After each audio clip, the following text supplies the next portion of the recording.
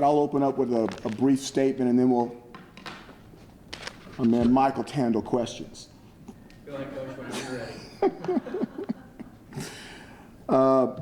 ready. Obviously we have the UConn Huskies football team, head football coach Bob Diaco, fabulous coach. They were a bowl team last year. They have some outstanding players. A few of the outstanding players is their quarterback, Brian Sheriffs. He's completing 70% of his passes, and he's also the leading rusher on their football team. His go-to guy is Noel Thomas, wide receiver, 26 catches.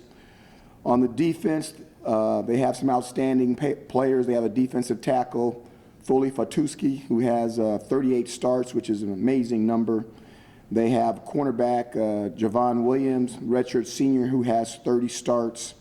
A free safety, that's an NFL prospect, number 20, Obi. And then they have a cornerback, Jamal Summers, with 10 career picks on the defensive side as well. So very, very experienced football team on defense, some outstanding players on offense, 2-1 record, with their only loss being to Navy on obviously a very controversial play at the end where they had an opportunity to be 3-0. Mike? Questions for Coach? Please raise your hand. Nico? Coach, good to see you. Hey, Nico. First road game for you guys. Does the preparation, what you're telling the guys at this point in the week, the lead up to it, does that change at all with the road game? Just some of the pep talks during week change a little bit, but basically the inner skeleton, how we handle the practice and all that stuff is basically the same. John?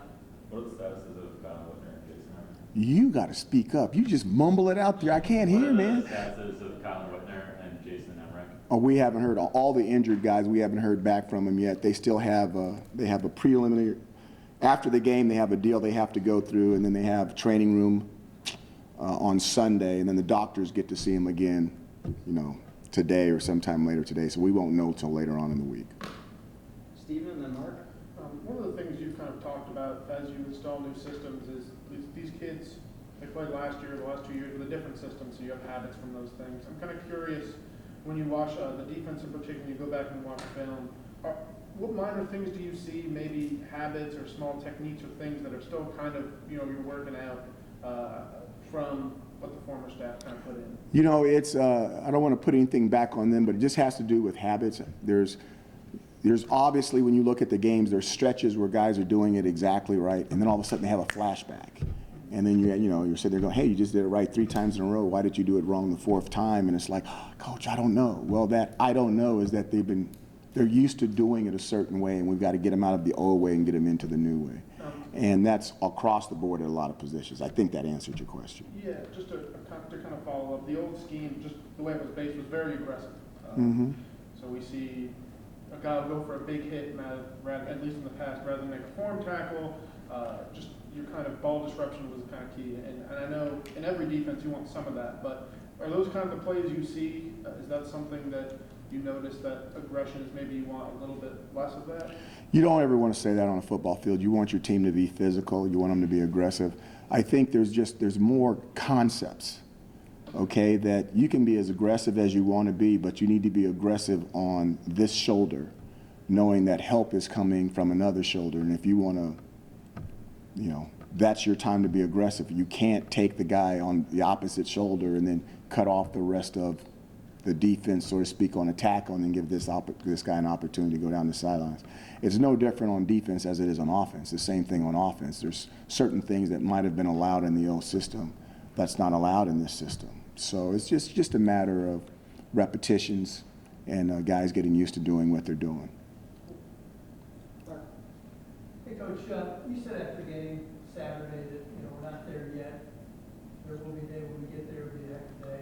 You remember? So we're a quarter of the way through the season. So can you tell us where we are and how far away are we? We're in the beginning. We're in the beginning stages because of where we started from. I said that out of all the places I've been, this is going to be the toughest transition I've ever had because of what was taught previously before we got here. It does not mean that what they were teaching was wrong. It just means that that was the Z, and we're operating from the A side of the alphabet. It's a huge transition. So as we grow together, we'll get better and better at it. Chris, and then Nate. We saw, Bristly's team had some really explosive moments in the return game last year. You opted to go with Sean Riley against South Florida. What was the thinking behind the change? I think the main thing is just to look at the type of how many plays Briz is going to play and look at what we do offensively compared to what he used to do in the old offense. He wasn't getting as many opportunities in the old offense, so he could have a lot more energy into those special teams. And then based off of what we're doing in our offense, he's getting a lot more work. So we just wanted to make sure we had somebody fresher for those opportunities back there in the kick game. Nate? Herb Phillips is his first year really as a full-time receiver. In the last 8-9 months since you inherited him, in what particular areas has he made his biggest strides in? I think like Amba, the biggest thing that Herb's doing is he's really trying to digest what we're doing. He has a long way to go, and he's doing a fabulous job, obviously based off of some statistics that's going on right now. But he's just really understanding the fundamentals, understanding what we're trying to get him to do, and he has a good concept for the offense. I can't remember who asked the question over here, whether it was you or not, Stephen. Now, when it comes to Briz is still going to be able to return kicks for us. It's not us. It's just that we're going to decide when he goes back there. You know what I mean? Okay. Mark, and then in the back.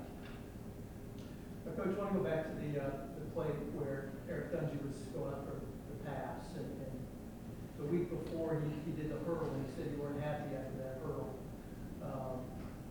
But then he's going out for a pass and took a big hit there. So I just wondered if you said after the game that you would call that play again. How concerned are you given his history?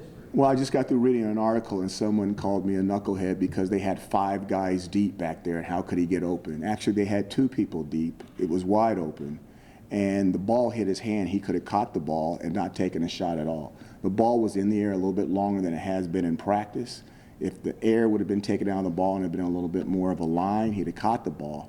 Based off of his running skills and speed, he probably would have scored, and we wouldn't be having this conversation right now.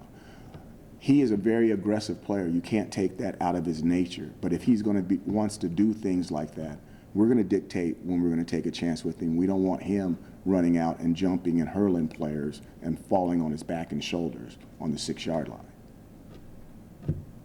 Okay. In the back. Coach, you're always busy prepping for games and game day. You're busy with things, but you had a chance to meet Jim Brown, and he had some wonderful things to say about you as a coach, as a person. Someone with that kind of gravitas, what does it mean to you to get kind of his seal of approval? You know, my father passed away in 1994. He was 57 years old. He's buried in the National Cemetery in Houston next to his brother. And when I was growing up, I used to get posters of football players and put them on my wall. And he'd rip them down, actually rip them off the wall and put them in the trash. And he says, if you want to put a poster up, you put Jim Brown up. And I'm like, Jim Brown? So then I started doing research on Jim Brown. And to me, he's the greatest player that's ever played. And some of his numbers, I'll give you an example. He averaged 100 yards a game for his entire NFL career. I want to get these stats right. He averaged 5.2 yards per carry in the National Football League. And stay with me for a second. This is a fabulous question. And he never laid down on the football field. He never got hurt. He never laid down on the football field.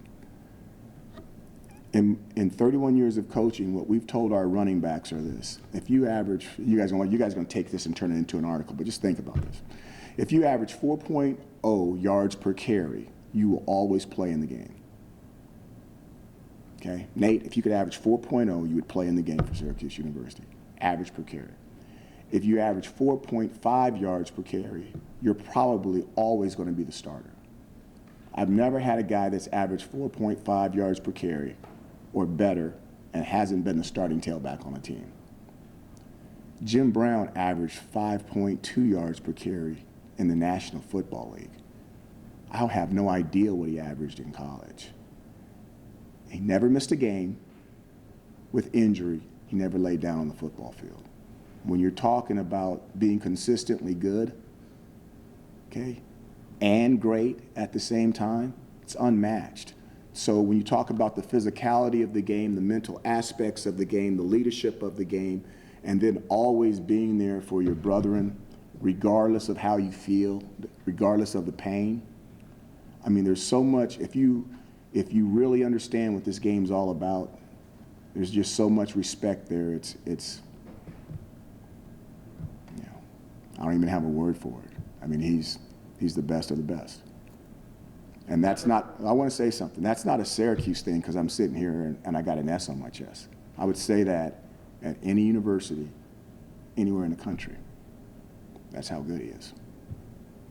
Time for a couple more questions. John?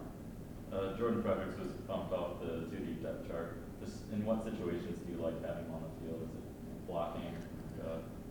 You know, Jordan has actually been doing better and better, and I thought he did some nice things at the end of the game. Those things are always up to evaluation. It just depends on what we're doing and what we're trying to do.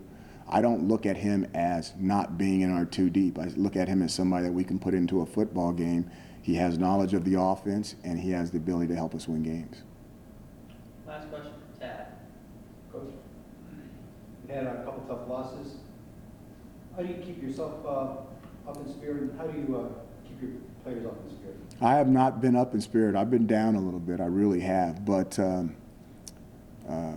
when I was speaking to the guys on Sunday, and I was just looking at them, they have the tough thing when you make a transition like this is they have no idea how close they are. All they do is, hey, we're 1-2, yada yada yada yada. When are we going to get a win? They look at themselves not in a good light. But you look at the fast start that Louisville had on us, and then they battled back in the game, and then the game got away from us, and then everybody's like, well, what kind of team do you have that Louisville can do that to you? And then you turn around and you saw what Louisville did to Florida State, and you go, oh, well, maybe they're not as bad as they think they are. Then you have Florida State come in here, and we go up 17-0, okay? And then we turn around and we lose that game. We don't score in the second half. I'm like, what in the heck's going on? I don't think we're as bad as the Louisville game, okay? I see us as good as that first quarter in South Florida, but we've got to find a way to be consistently good and not occasionally great. We've got to find a way to carry that all the way through. They're slowly missing.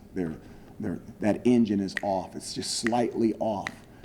And the cool thing about the things we do on offense and the things we do on defense is once they get it, it won't change. It will not change. Once they get it, they'll have it forever. And that's when it gets to be really fun around here. Great, Coach.